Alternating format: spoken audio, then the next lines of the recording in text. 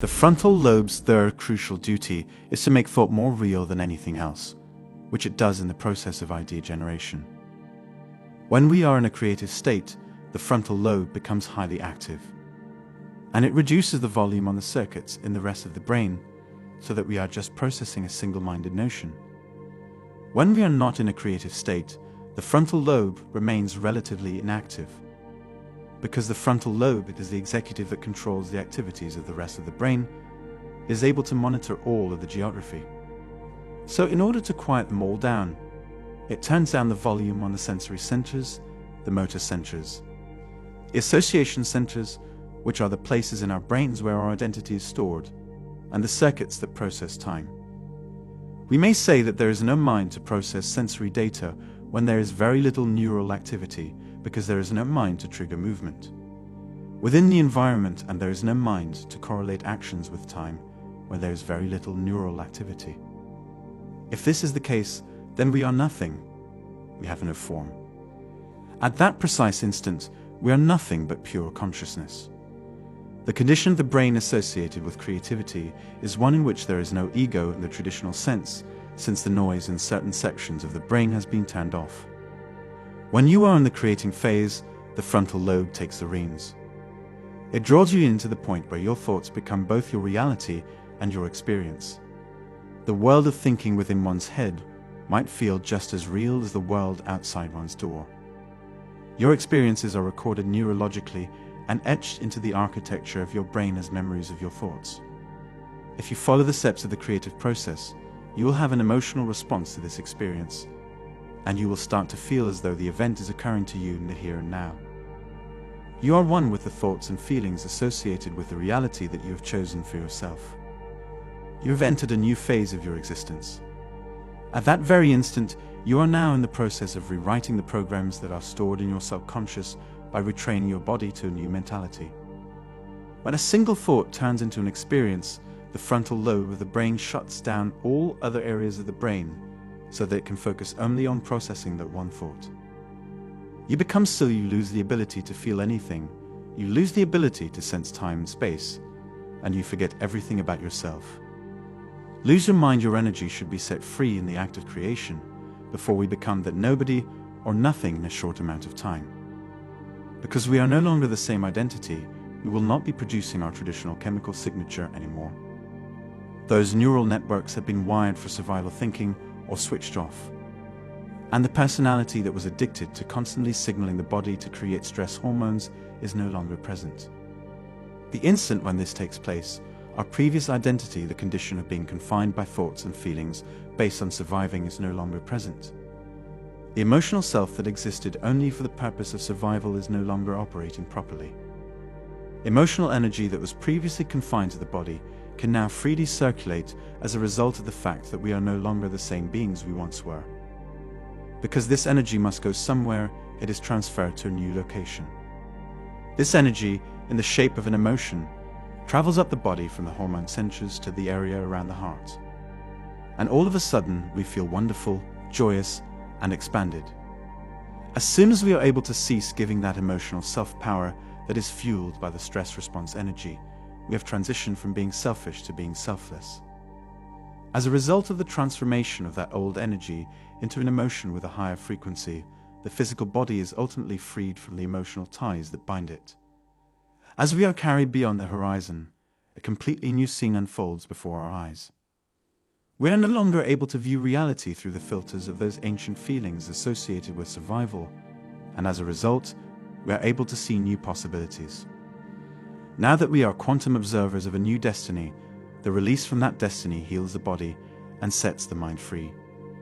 When negative emotions like as rage, humiliation, or lust are allowed to leave the body, they are transformed into joy, love, or appreciation. As we progress along this path towards transmitting higher energy, the body, which we have conditioned to be the mind, becomes less of the mind and more energy that is coherent. Because of this, the stuff that constitutes the body reflects a higher vibratory rate, and we have a greater sense of connection to something beyond ourselves. More of our divine nature is being revealed through our actions. When you are operating from a place of survival, your ego drives you to try to control, or somehow compel the outcomes of your actions. When you are living in the elevated emotion of creation, you feel so lifted that you would never try to analyze how or when a selected destiny will occur. This is because when you are living in this elevated feeling, you are living in the exalted emotion of creation. You have faith that it will occur since you have already experienced it in both your mind and body. This is due to the fact that you feel connected to something bigger than yourself.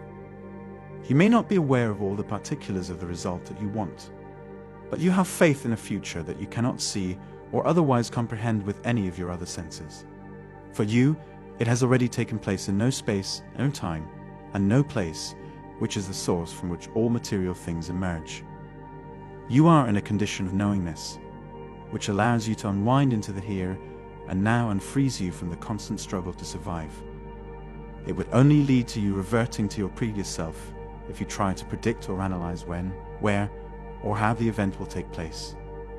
You are in such a state of happiness that it is impossible to try to figure out what's going on. This is something that only humans are capable of doing when they are in precarious situations.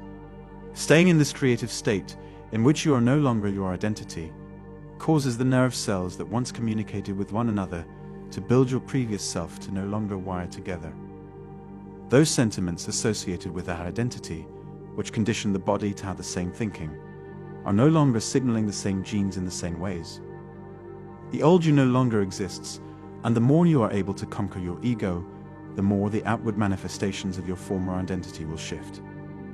You are about to discover new things about yourself with the help of this knowledge base. Many of the possibilities have been discussed. The idea that one's subjective state of mind can have an effect on one's objective experience of the world. Your ability to alter your brain and body by becoming greater than your environment, your body and time. The possibility that you can shift out of the reactive, stressful mode of living in survival, as though only the external world is real, and into the inner world of the Creator. And the possibility that you may change your brain and body by becoming greater than your environment, your body and time. Once you have had that new mind experience, your brain will develop a kind of holographic image that will serve as a guide for you to use in the process of building your future reality. You do not need to carry out a non-violent revolution in the manner that Gandhi did, since you have preemptively installed new neural circuits prior to any genuine experience. To generate an emotional response within yourself, all you need to do is make use of the information and experiences you've gained regarding those characteristics of bravery and conviction. The end consequence will be a particular mental state. The more frequently you engage in that behavior, the more likely it is that those thoughts will become actual experiences. Once that change from concept to experience has taken place, the result of that experience will be a feeling or an emotion. When this happens, your body is unable to differentiate between an event that takes place in the actual reality and the emotions you made by mind alone. It does not know which one it is experiencing. If you are someone who is training their body to adapt to a new mind, you will discover that your thinking brain and your emotional brain are now cooperating with one another. Keep in mind that the brain is responsible for thinking, while the body is responsible for feeling. When you are thinking and feeling in a particular way as part of the meditative process, you are different from when you began out. This is because meditation alters both your thoughts and feelings. You've entered a new state of being once you've reached that point. You are no longer simply attempting to cultivate happiness, thankfulness, or whatever else. Rather, you are cultivating gratitude. You have the ability to create that state of mind and body on a daily basis. You can continuously relive an event and create the emotional response to that experience that corresponds to how you would feel if you were that new ideal self. If you are able to stand up from your meditation session and still remain in the new condition of being, then you have activated those changes in advance of any experience. Because you are no longer in the habit of being yourself, you will find that it is easier to behave and think in ways that are consistent with who you are becoming.